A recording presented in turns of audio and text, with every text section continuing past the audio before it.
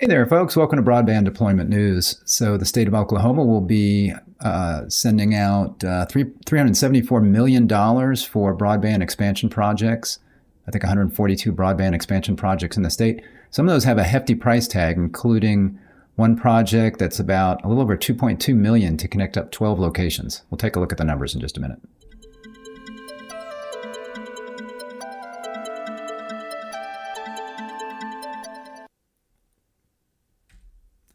Thanks for joining me. Rick Husey here with Z-Quorum. So here you see the story. This is in Fierce Telecom. Oklahoma approves $374 million for broadband infrastructure projects. I'm going to read through this, and I will want to look at some of the numbers and just comment on some things. So the Oklahoma Broadband Governing Board voted last week to authorize 142 broadband infrastructure expansion projects that will leverage a total of $374 million in grant funding. The money was made available through Oklahoma's ARPA, state and local fiscal recovery funds. So that's the American Rescue Plan Act, which would be funding this to the state of Oklahoma.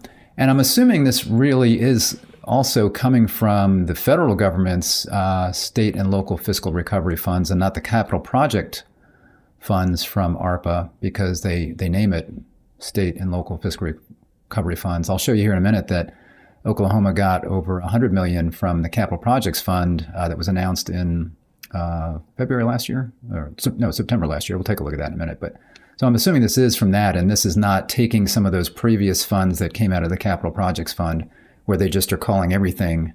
Because Oklahoma could call this whatever they want. So I don't know if they're calling both both funding sources from ARPA, state and local fiscal recovery funds, and that could include the capital projects fund. I don't know, but anyway, in any event, this is a lot of money. So 31 internet service providers will receive funding for projects across 57 counties, covering more than 35,000 or 55,000 locations. The winning providers will also contribute more than $90 million in matching funds. So there's some match there. The final list of funded projects is subject to some modifications, said the Oklahoma Broadband Office, and the list doesn't indicate how much funding each ISP received. It actually does. So I'll take a look at that. So I'm not sure why it says that. I'm seeing how much each location, each ISP is receiving. So we'll take a look at that spreadsheet. However, providers have indicated plans to use fiber for more than 100 projects, while the remaining projects will use fixed wireless. Resound Networks, a wireless internet service provider, was approved funding for 10 projects, one of which aims to cover more than 4,500 locations with fixed wireless in Oklahoma's Garvin County. That's the largest number of locations a provider intends to cover in a single project. And as we look at the numbers, you'll see that Resound Networks, some of their fiber projects are the least expensive, like under $1,000 per location. And it may be that they are, because they're doing fixed wireless. They're a fixed wireless operator, but they also are a big RDOF winner. So it may be that they're, with doing fixed wireless and fiber, that they're leveraging some of that fixed wireless to do some fixed wireless backhaul. So they might be going fiber to the premises, and then doing fixed wireless backhaul and leveraging some of that stuff. Because again, they've got some really low costs compared to some of these others, like the ones that are hundreds of thousand, over $100,000 per location. So we'll take a look at those in detail here in a minute. Other grant recipients include AT&T, which will undertake 10 fiber projects, and you see the counties there. Cox Communications will work on 16 fiber projects. You see the counties I mentioned there. Dobson Fiber, which received approval for 14 projects. Again, the complete list of approved projects can be found here. And that will link you, and I'll link to all of this stuff in the description of the video here. That will link you to this page. And then here to view the locations found within the proposed, is that it? Is that right? Yeah, is that the Excel spreadsheet? No, this is the list of approved projects. So if you go to here, that's going to open up a list of approved projects. This, is this the one that opens up? Yeah, that opens up a map. Let me make that nice and big. So if I go here, opens up a map, and I was not able to make heads or tails of this. It says to view locations found within proposed ARPA SLFRF projects, you can click there, but all it seems to do is open an Oklahoma broadband map. You can see unserved, served, underserved, and funded. So maybe you look at the funded, and maybe if you click on a funded dot, it will tell you. You've got the different kinds of building types here, unit counts. But then here, when I looked under funding programs, I don't find, let's see if I can get there. I don't find the ARPA funding here. I see CAF2 and RDOF and Reconnect, but I don't see that. So anyway, I couldn't figure out what was going on there. So that's also linked from this page. I might have linked to it in the description as well. And then, as I mentioned, this was back from, this was a press release back from September, where Oklahoma got 20,000 locations funded through the Capital Projects Fund. And I went ahead and reported on that at that time. That was $167.7 million. So again, I'm assuming this did not list where that money was going. I'm assuming that they're not taking this money from capital projects and throwing it into this other ARPA fund that they're calling the State, Local, and Fiscal Recovery. Because ARPA has those two funds separated. So you've got your state and local fiscal recovery funds that had $350 billion. And a lot of states use that, all of the money or a lot of the money they could get from that to deploy broadband. It was not, didn't have to be that. And then there was also $10 billion in the Capital Projects Fund. And that's where this money, this is the Treasury Department was saying that they were going to be getting this $167 million from their Capital Projects Fund. So this, I'm not sure, if this is included. This was announced back in September, and don't know. I mean, it's possible that this is part of the money that they're using there, and it's possible it's not. So I just don't know. I want to take a look at the spreadsheet. So you can download the spreadsheet. That is, again, on this page. If you look at list of approved projects, that's an Excel spreadsheet that will bring this up. And here's what we're looking at in this sheet. Let me go over here, right, my scroll bar. So I went ahead and actually I took it out of Excel and I put it in in Google so I could get it up here and make it how I want to look. I took out some columns, and I added a column, which I always like to do, which is the cost per location. So we can see here I sorted it by organization name, so you can see who's getting what, how much money they're getting. You see here, so you got the county, the award amount, how many locations, the type of technology, and then again, I just added this column and did a little calculation there to get the cost per location. And that varies greatly on here. As you can imagine, different locations are going to be more expensive, but it really is a significant difference between the least expensive locations and the most expensive locations. But you can see here the folks at once, you got 360 Broadband. Their deployments are pretty expensive. It could be that they're in challenging areas, very remote areas. Then you've got AMG Oklahoma. This is around where you see the costs, especially when you're talking about a match in there, what it would cost to deploy fiber in lots of locations. Again, the more challenging ones are going to be more expensive. You got AT&T Oklahoma. Again, these are not out of the realm of what you see here, 2,000, 4,000, 9,000, 3,000, 7,000. Again, these are fairly common when you're looking at how much per location when we're looking at the government-funded programs and what the operators won. And you've got AT-Link here. Again, these are all kind of on the lower end, I guess, maybe close to 2,000. There's 3,000 there. Here's a 19,000 one. So obviously that's more challenging area, 92 locations. These are all fixed wireless. And actually these are not that, these are cheaper here. This is fixed wireless. This is kind of expensive for fixed wireless for those 92 locations. It may be that, again, they're very remote and it's going to require a lot of towers and whatnot to get to some very remote locations. You got Bolt Fiber Services, 658, Canadian Valley Electric. So there's a couple of electric co-ops on here. These guys, this is expensive. These guys are doing fiber and, looks fairly expensive for electric co-op. I don't know if this is in their service area. I'm assuming it is, that this would be in their service area. So they would already have infrastructure as far as poles or something going to these locations. So this one was a little surprising to me that was so high. Again, that's a lot of money in some of these cases. 32,000. Centranet, that might be Centranet. Yeah, that might be a customer of ours, I think. So they're very 7,000, 13,996, depending on the location. Chisholm Broadband. This is an expensive one. 4 locations, $143,925 per location. So they're getting a little over $500,000. And I always question this, whether this makes sense to spend that much money on 4 locations right now. And And here's what's really crazy is this says it's fixed wireless access. So I was just, it's funny. I actually didn't look at that. I was looking at another one where I thought that was kind of outrageous. And this one, I just now realized is fixed wireless. So I guess they had no other choice. I mean, certainly fiber, what would that have cost? If fixed wireless is going to have these kinds of costs for 4 locations, I don't get that unless we're talking about they're having to do some serious backhaul kinds of things, middle mile infrastructure. That could be, maybe there's no middle mile infrastructure to be able to get out to these locations. $143,000 per location for 4 locations for Chisholm Broadband in Harmon County. And these others are not cheap, but they're nothing like that. Then you got Cimarron, you got Cox. Cox is looking kind of your traditional kinds of costs here. Some of them a little bit more expensive than others.